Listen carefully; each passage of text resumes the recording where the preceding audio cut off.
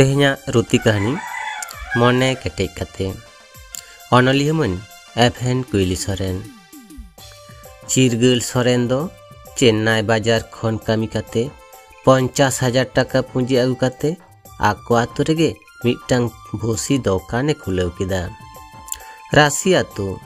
पहले द नापाय गे व्यवसा सेनो कान ताय ताहें मारियन खाने उधर थाड़ ते आतुरेन हर हाताव को एहब किदा।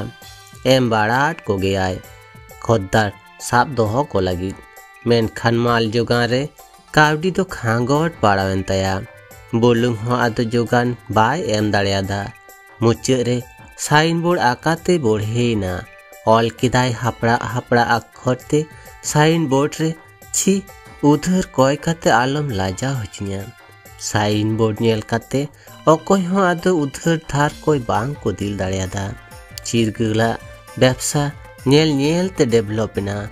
हालेगे मिटटांग किस्ती ते छोटो हाथी किरिंग अकना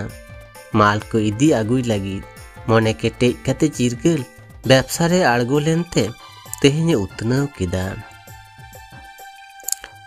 कहानी दो नोडे गे मुचेना आसेन कहानी पे कुसी कदा